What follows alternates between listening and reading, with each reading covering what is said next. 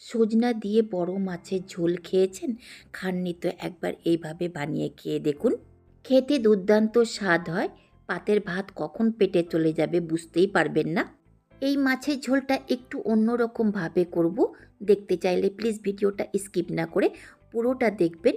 আর যদি ভালো লেগে থাকে লাইক, শেয়ার, সাবস্ক্রাইব করতে ভুলবেন না। নমস্কার, আমি মঞ্জুস কিচেনে আপনাদের সকলকে স্বাগতম। মাঝখানে কিছুদিন আমি খুব অসুস্থ থাকার ফলে ভিডিও দিতে পারিনি। সরিষা বাটা আর সজনা দিয়ে রুই মাছের পাতলা ঝোল তৈরি করার জন্য নিয়েছি কাতলা মাছের পিস। আপনি এর জায়গাতে যে কোনো বড় মাছ নিতে পারেন।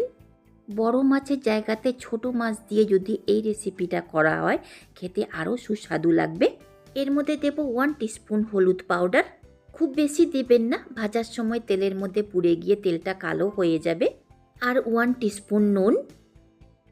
একটু রগড়ে রগড়ে মাছের সাথে নুন হলুদ মেশাবেন যেন মাছের ভেতর পর্যন্ত নুনের ফ্লেভারটা যেতে পারে। মেশানো হয়ে গেলে 10 মিনিট মতো রেস্টে রাখুন। মাছের মধ্যে মেন মশলার মধ্যে দেব 1 টিস্পুন সরষা আর 20-25টা রসুনের কুয়া। এই মাছের ঝোলের মধ্যে পেঁয়াজ আর আদা ব্যবহার করব না। ফোড়নের মধ্যে দেব 1/2 টিস্পুন কালো জিরা আর 2টো শুকনো লঙ্কা ভাঙা। মশলার মধ্যে নেব 1 টিস্পুন জিরা পাউডার, 1 টিস্পুন থেকে একটু বেশি ধনে পাউডার, 1 টিস্পুন হলুদ পাউডার, কালারের জন্য 1 টিস্পুন কাশ্মীরি লাল লঙ্কা পাউডার। যদি এটা আপনার কাছে না থাকে তো স্কিপও করতে পারেন। অল্প পরিমাণে জল দিয়ে মশলাকে ভিজিয়ে রাখব। যদি আপনার ইচ্ছে হয় জল দিয়ে একে মিক্সিতে ঘুরিয়ে নিতে পারেন। মাছের ঝোলটা খেতে প্রচুর সুস্বাদু হবে আর বাটা মশলার মতো স্বাদও পাবেন। 30 মিনিটের পর কড়াইকে ফুল ফ্লেমে গরম করে দেব 3 টেবিল স্পুন সরিষার তেল। আপনি যে তেল খান সেই তেল দিলেও হবে। কড়াইয়ের গায়ে তেলকে এইভাবে ছড়িয়ে লাগিয়ে দিন। মাছ ভাজার সময় একটুকু সারবে না। তারপর তেলের মধ্যে দিন মাছ। দেওয়ার সময় আস্তে করে দিবেন যেন তেলটা ছিটকে গায়ে না পড়ে। 3-4 মিনিট এক সাইডে ভেজে নেবার পর আস্তে আস্তে একটা একটা করে মাছকে উল্টে দিন। একইভাবে উল্টে পাল্টে মাছকে লালচে করে ভেজে নিন। একইভাবে সম্পূর্ণ মাছকে লালচে করে ভেজে নিয়েছি। একে ভাজতে 8 থেকে 9 মিনিটের সময় লেগেছে। বের করে নেব। বার করার সময় তেলকে এইভাবে ঝরিয়ে বার করবেন। মিডিয়াম ফ্লেমে সম্পূর্ণ মাছকে লালচে করে ভেজেছি। আপনি চাইলে ভাজাও খেতে পারেন। বেঁচে যাওয়া তেলের মধ্যেই দেব কালো জিরা আর শুকনো লঙ্কা আর 2টো মিডিয়াম সাইজের কুচনো টমেটো। স্বাদ মতো নুন দিয়ে মিশিয়ে একে সফট হওয়া পর্যন্ত ভেজে নিন।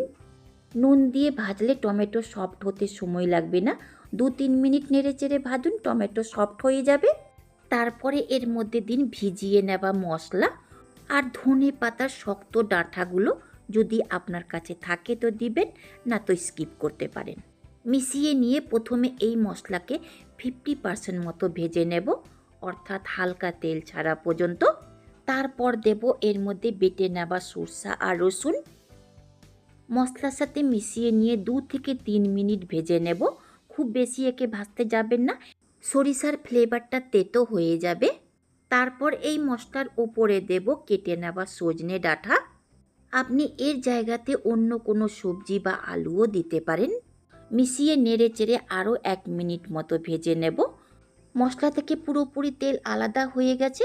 এর মধ্যে দেব 2 গ্লাস গ্রেভির জন্য জল। আপনি যে পরিমাণ মতো গ্রেভি রাখতে চান তার থেকে একটু বেশি জল দেবেন। সজনে ডাঁটা সেদ্ধ হতে জল লাগবে। ভালো করে নেড়েচেড়ে মিশিয়ে একে ঢাকা দিয়ে রান্না করুন যেন সজনে ডাঁটা তাড়াতাড়ি সেদ্ধ হয়ে যেতে পারে। মিডিয়াম ফ্লেমে ঢাকা দিয়ে 5 মিনিট মতো রান্না করে নিয়েছি। ঢাকাটা সরিয়ে প্রথমে চেক করে নেব সজনে ডাঁটা সেদ্ধ হয়েছে কিনা। সজনে ডাঁটা সেদ্ধ হয়ে গেলে দিন 1/2 টিস্পুন গরম মশলা পাউডার, 1/4 টিস্পুন গোলমরিচ পাউডার আর 8-9টা চেরা কাঁচা লঙ্কা। কুচনো ধনে পাতা, এটা আপনি শেষেও দিতে পারেন।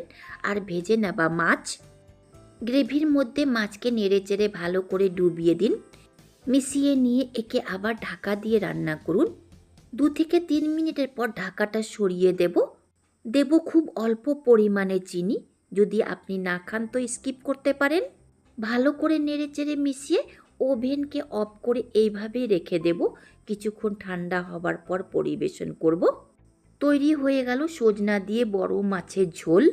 এর মধ্যে সরিষা বাটা দেওয়ার ফলে এই মাছের ঝোলটা খেতে প্রচুর সুস্বাদু লাগে। খাননি তো একবার এইভাবে বানিয়ে খেয়ে দেখুন, এর স্বাদ ভুলতে পারবেন না, এতটাই সুস্বাদু হয়।